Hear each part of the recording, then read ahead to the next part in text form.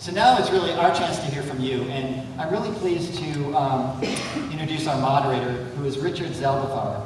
He's the founder and executive director of the Wall Las Memorias Project, a nonprofit organization dedicated to promoting wellness and preventing illness among Latino populations affected by HIV/AIDS. Under Richard's leadership, the Wall has been in the forefront of the fight against HIV/AIDS in Los Angeles and beyond, promoting HIV/AIDS education and prevention, sensitivity to the spiritual needs and religious beliefs of its clients and supporters, and a commitment to social justice.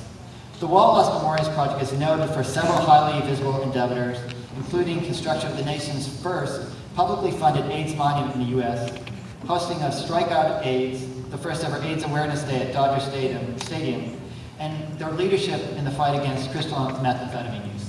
Please join me in welcoming Richard Zaldivar.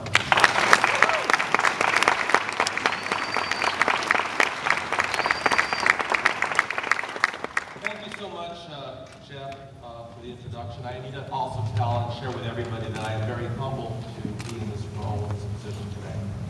I want to thank you for your outstanding staff, Greg and James. I'm amazed at these two men who have a pulse of this nation and really appreciate it. I need to also say, while I'm up here, that the selection of James Albino couldn't have been better. This man knows the Latino community throughout the nation, whether it is Boricua or Central American or Mexican American, and I really appreciate James and his service to the country. Welcome to Los Angeles, where in mid-October, it could still be a hot summer day. The city of Los Angeles is one of the largest in the nation.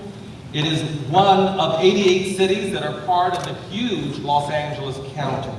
LA County is sprawled over 4,800 square miles. We come from diverse cultures and ethnicities. We speak many languages. We are Asian Pacific Islander, Middle Eastern, African American. We are white, and yes, we are Latino. Los Angeles is home to the largest populations of Mexicanos outside of Mexico City. It has the highest concentration of people from El Salvador than any other place in this nation. We have many unique differences and many unique needs when it comes to HIV and AIDS. But we Angelinos are resilient. Despite the economic downturn and the lack many times of the political will in Sacramento, we are here spending a hot Sunday afternoon coming to meet with the representatives of President Barack Obama and the White House. To reach those dreams, we know that we need to be even more and sometimes one another, and yet trust each other a little bit more. We in the audience have fought many battles against HIV/AIDS, and we're here to continue to do so. Before we start this afternoon's programs, because I want to be able to share as much time with the audience as possible. As you know, I always, as a founder of an AIDS monument, I always like to go back and remember why we're here. The hundreds of thousands of people who died in Los Angeles, the millions across the world. If it had not been for them, we would not be here. But we know that with them, we are here one in spirit. And with that, I ask all of you to rise before we get settled this afternoon for a moment of silence, a moment of remembrance of all our loved ones that we lost to AIDS.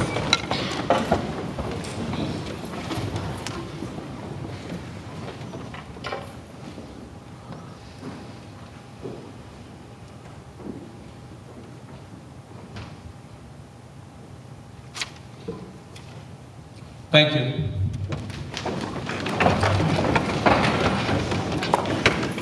Now I'd like to provide a little of the ground rules for today's session that will end at approximately 6:30. And we have a great response here in Los Angeles, our community, to this town hall meeting.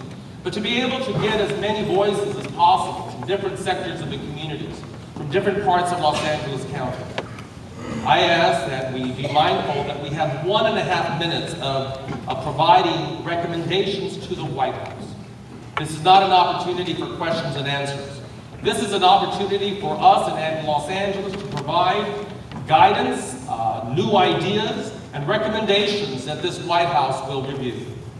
We ask that the recommendations should address at least one of the 3 national HIV/AIDS strategy goals: to reduce HIV incidence, to increase access to care and improve health outcomes, and 3, to reduce HIV health-related disparities.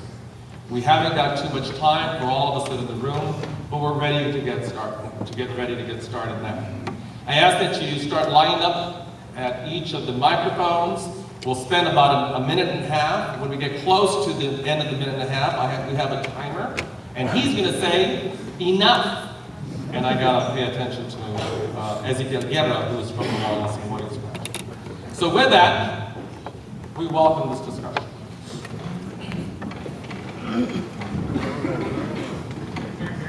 I notice everybody's kind of reluctant. By the time we're midway through, everybody's going to be jamming at the microphones. We'll start from my right to my left. Going on to you, Father. My name is Father Will Waters of the Church of the Epiphany in East LA, and I'd also like to introduce Father Richard Estrada from La Placita in downtown LA. And we're here to talk about the Community Advisory Board of the Wall Las Memorias and the County of Los Angeles that has brought together faith leaders to actually do several different things as a structural intervention in this full AIDS crisis here in Los Angeles. In the first instance, to overcome the stigma of HIV/AIDS in our communities, particularly since, quite frankly, we churches have been part of the problem in the Latino and the Black community.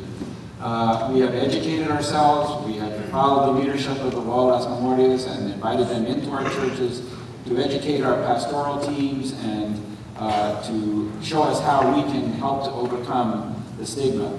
Secondly, and perhaps equally as important, we have given them access, educational access, to a community, particularly, for instance, in the case of Father Richard and I, we serve immigrant churches. And quite frankly, they don't go to community clinics very often. They only go to the emergency room at the county hospital when they're sick.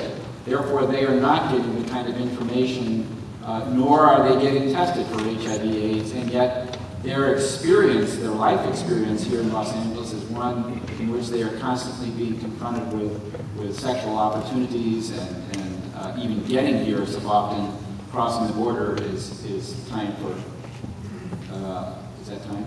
Yes, it is. Sorry. Thank you. Good afternoon, everyone. My name is Jerry Candelario. I'm the Executive Director of Asian Pacific AIDS Intervention Team. And I'm also a person living with HIV for 14 years when I was diagnosed at 20 years old. HIV/AIDS is rising steadily in the Asian Pacific Islander community. And essentially, I have two recommendations. The first one, at the federal level, is that as Asian American, Native Hawaiian, Native American, and Pacific Islander communities, that you stop referring to us as others. We are our own specific communities. We hope that the second recommendation I do have is specific to programming, specifically for HIV prevention. HIV prevention funding for Asian Pacific Islanders across the country have dwindled over the past decade. Yet HIV/AIDS infection within API communities are increasing. So we do hope that you will increase funding for API-targeted programs to ensure their capacity to successfully adapt, implement, monitor, and evaluate HIV prevention. Thanks. Thank you, Jordan.